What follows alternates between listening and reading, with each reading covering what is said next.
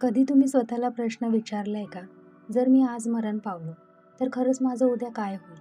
शरीर जाईल, लोक रडतील, नाव काही दिवस आठवण राहील, पण मी कुठे जाईल? आणि जर आयुष्यभर मी स्वतःला ओळखलंच नाही, तर मृत्यूनंतर माझी अवस्था काय असेल? तर आजचा जो विषय आहे तो खूप म्हणजे खोल आहे मित्रांनो. पण जर तुम्ही शेवटपर्यंत हा व्हिडिओ बघितला, तर कदाचित तुमच्या आयुष्याकडे पाहण्याचा जो दृष्टिकोन आहे, तो नक्कीच बदलेल. तर स्वागत आहे तुमचं सोल फॅमिली मराठी या चॅनलमध्ये. मी तुमची मैत्रीण पल्लवी. तर मित्रांनो, आतापर्यंत तुम्ही चॅनलला सबस्क्राईब नसेल केलं, तर प्लीज चॅनलला सबस्क्राईब करा. जे पण तुमचे विचार आहे कॉमेंटमध्ये मला नक्की सांगा आणि व्हिडिओ चांगला वाटला तर व्हिडिओला लाईक जरूर करा. तर सुरू करूया आजच्या या व्हिडिओला. आता सर्वात पहिलं आहे मित्रांनो, की आपण स्वतःला ओळखतच नाही. बरोबर? आता बघा, आपण कोण आहोत? नाव, शरीर, संबंध, काम, हे जे सगळं आहे, हे काय होतं ना, बदलत राहतं. ठीक आहे? लहानपणीचं शरीर आहे ते गेलं. विचार बदलले, भावना बदलल्या, लोक पण बदलले, है ना? पण आत कुठेतरी एक साक्षी आहे, जो फक्त पाहतो. पण आपण आयुष्यभर बाहेर धावत राहतो. पैसा, मान, प्रतिष्ठा, नातं, सुरक्षितता. आत डोकवायला वेळ आपल्याकडे नसतंच, है ना? आपण ते वेळ घेत सुद्धा नाही. आणि मग मृत्यू काय होतं ना, अचानक येतं. ज्याने स्वतःला ओळखलं नाही, त्याला मृत्यूनंतर सुद्धा अंधारच वाटतो.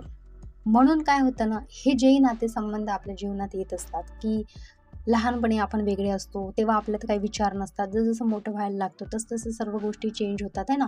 तेच म्हणजे जे मित्रमंडळी असतात आपले, तेच काही राहत नाही किंवा तेच काही नाते राहत नाही. म्हणजे बघा तुम्ही, सर्व गोष्टी चेंज होत राहतात, बदलत राहतात. पण आपल्या आतील जो साक्षीभाव आहे, तो म्हणजे जो जो कोणी एक जण आहे, जी चेतना, जी शक्ती, जे युनिव्हर्स, जे काय आपण म्हणू त्याला, जो परमात्मा, आत्मा, हे सर्व जो एक आहे, तो कधीच बदलत नाही, है ना? तर म्हणून काय होतं ना, पण त्याच्याकडे आपण कधी बघतो का? आपण बाहेरच्या ज्या आहेत ज्या गोष्टी, त्याच्याकडे जास्त धाव घेतो आणि मग एक दिवस अशी मृत्यू येते आणि त्याच्यामुळे होतं असं, की आपण स्वतःला ओळखत नसल्यामुळे मृत्यूनंतरच आपल्याला काय होतं ना, अंधार वाटतो.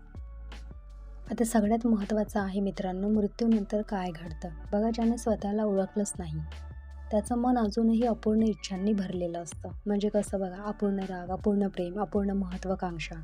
शरीर जातं हे आपल्याला सर्वांना माहीत आहे. पण मनाची जी ठसे असतात ना, ती बिलकुल जात नाही. ती ठसे पुढच्या प्रवासात कारणीभूत ठरतात. जसं स्वप्नात आपण वेगवेगळ्या जगात फिरतो, है ना? तसं मृत्यूनंतर ही अवस्था असतात. एकच प्रकारचं सूक्ष्म स्वप्न, जिथे मन जे धरून बसलं आहे, तेच त्याला म्हणजे तो अनुभवत राहतो. जर आयुष्यभर भीतीत आपण जगलो, तर मृत्यूनंतर ही भीतीचं जग तयार होतं. जर आसक्तीत जगलात, तर पुन्हा जन्म घेण्याची ओढ निर्माण होते. हे कोणी शिक्षा देत नाही, हे स्वतःच्या अज्ञानाचा परिणाम असतं. म्हणून का बरं म्हणतात आपले ऋषी, संत, की आपण ध्यान करायला पाहिजे? काय होतं ना, जसं आपण आपल्या अंतर्मनाशी जुळत राहतो ना, तसं आपण आपल्या स्वतःला अनुभवतो आणि त्या अनुभवातून आपल्याला सर्व गोष्टी क्लिअर होतात, है ना? की आपण कोण आहे, आपण इथे कशासाठी आलो, आपला जन्म म्हणजे आपल्या जन्माचा जो उद्देश आहे, जो पर्पज आहे, तो नेमकं काय आहे, या सर्व गोष्टी आपल्याला कळायला लागतात. आणि सर्वात महत्त्वाचं म्हणजे एक एक्सपिरियन्स आपल्याला जेव्हा येतं, म्हणजे जे एक अनुभव आपल्याला जेव्हा येतं आणि त्याच्यानंतर असं होतं, की जी मरणाची भीती आहे ती आपली कायमची निघून जाते. म्हणजे आपल्याला माहीत असतं, की अरे बाबा, मरणानंतर सुद्धा म्हणजे मेल्यावर सुद्धा आपलं पुढचा प्रवास आहे, है ना? मग आपण जेव्हा ज्ञानी बनतो, है ना? ध्यानाने ज्ञान येतं असं म्हणतात ना. आपण जेव्हा ज्ञानी बनतो, तर तेव्हा मृत्यूनंतर आपली जी नंतरची लाईफ असते ती खूप छान असते. पण जेव्हा आपण अज्ञानी राहतो, है ना, अज्ञानी राहतो, त्यावेळेस मग मृत्यूनंतर आपली ती लाईफ ना, जे जीवन आहे, ते मग नीट राहत नाही. मग तेच आपल्याला कष्ट येत राहतात प्रत्येक जन्म. तर त्याच्यामुळे म्हणतात मित्रांनो, की जसं तुम्ही ध्यान करता, तसं तुमच्या सर्व गोष्टी क्लिअर होत राहतात. म्हणून आपल्याला ध्यानासाठी म्हणजे ध्यान करणं फार महत्त्वाचं असतं ह्या सर्व गोष्टींसाठी. म्हणजे मृत्यूनंतर काय होतं, हे सुद्धा माहीत करण्यासाठी. ठीक आहे? आता पुनर्जन्माचं जे चक्र आहे ते काय आहे? बघा, जोपर्यंत स्वतःची खरी ओळख म्हणजे आपल्याला स्वतःची खरी ओळख होत नाही, तोपर्यंत प्रवास सुरूच होतो. जसं की आत्ताच मी सांगितलं, जन्म, मृत्यू, पुन्हा जन्म, हे चक्र असंच चालू राहतं.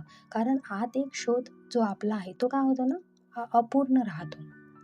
आपण बाहेर सगळं मिळवलं, पण स्वतःला नाही ओळखलं ना आणि जोपर्यंत मी कोण आहे हाच प्रश्न जागा होत नाही, तोपर्यंत चक्र थांबत नाही. मग तुम्ही इकडे कितीही आपण गाडी, बंगले घेऊ, पैसा कमवू, आपण जे नाही ते जे जसं की राष्ट्रपती, प्राईम मिनिस्टर हे सगळ्या गोष्टी ज्या आहे किंवा आपल्याला IAS बनायचं आहे, ही एक्झाम द्यायची आहे, ती एक्झाम द्यायची आपल्याला वाटतील ते आपण सर्व मिळवू. पण आपण जोपर्यंत स्वतःला ओळखलं नाही, तोपर्यंत आपलं हे जे चक्र आहे ते असंच सुरू राहतं, जन्म-मृत्यूचं. मग आता की ज्याने स्वतःला ओळखलं त्याचं काय होतं? आता एक वेगळाच म्हणजे विचार आपण करूया. जर एखाद्याने आयुष्यात स्वतःला ओळखलं, आतला साक्षी अनुभव घेतला, है ना? की म्हणजे आतमधील काय आहे, जे आपण म्हणतो ना शिवतत्व वगैरे फार काही गोष्टी आपण म्हणतो. तर आतील अनुभव जर ज्याने घेतला, तर मृत्यू त्याच्यासाठी शेवट नसतो. तो फक्त शरीर बदलत असतं. ज्याने स्वतःला शरीर मानलं नाही, त्याला मृत्यू स्पर्शही करू शकत नाही. त्यासाठी मृत्यू म्हणजे एक शांत विश्रांती. भीती नाही, घाई नाही, आसक्ती नाही. ओशोंचे कधी तुम्ही प्रवचन ऐकले असेल मित्रांनो, तर त्यांनी सुद्धा हेच सांगितलंय, ठीक आहे. आणि जेवढेही आपले ऋषी, संत, जे मास्टर आहेत मोठे-मोठे, म्हणजे जे बुद्ध स्थितीपर्यंत जाऊन पोहोचले आहेत, त्यांनी सर्वांनी हेच सांगितलंय, की मृत्यू नाहीच आहे.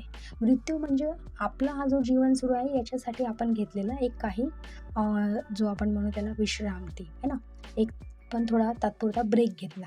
जसं की आता आपण क्लास म्हणजे आपण ज्यावेळेस 10वीत असतो, आपल्याला 2 महिन्यांच्या सुट्ट्या असतात, है ना? आता तर बरेच असते. पण आपल्याला जेव्हा 2 महिन्यांच्या सुट्ट्या कशासाठी देतात? ब्रेक होतो, आराम होतो, रिलॅक्स होतो आणि त्याच्यानंतर आपण 11वी प्रवेश करतो. तर तसंच मृत्यू आपल्यासाठी एक प्रकारचा ब्रेक असतो, ना की भीती असतो. म्हणून मग मित्रांनो, मोठा प्रश्न हा आहे, की मृत्यूनंतर काय होत नाही? प्रश्न हा आहे, की आज आपण स्वतःला ओळखतो का? आज जर मृत्यू आला, तर आपण तयार आहोत का? की अजूनही आपण बाहेरच धावत आहोत? कदाचित मृत्यूपेक्षा मोठा प्रश्न हा आहे, की आपण खरंच जिवंत आहे का? तर जर हा व्हिडिओ तुमच्या मनाला स्पर्श करून गेला असेल, तर एक क्षण शांत बसा, डोळे मिटा आणि स्वतःला विचारा, की मी कोण आहे? कदाचित इथून तुमचा खरा प्रवास सुरू होईल. कारण की ज्यावेळेस आपण आत बघून आपल्या स्वतःचा शोध घेईल, है ना? म्हणतात ना, की बाहेर सुख नाही आहे, आपल्या आत सुख आहे आणि जेव्हा ते सुख आपण घेतो, त्याच वेळेस आपण आपले प्रश्न सहजपणे सोडवू शकतो. तर मित्रांनो, जर व्हिडिओ आवडला असेल तर प्लीज व्हिडिओला लाईक करा. जे पण तुमचे विचार आहे कॉमेंटमध्ये मला नक्की सांगा. आतापर्यंत चॅनलला सबस्क्राईब नसेल केलं तर प्लीज चॅनलला सबस्क्राईब करा. तर भेटूया पुढच्या व्हिडिओमध्ये. तोपर्यंत धन्यवाद.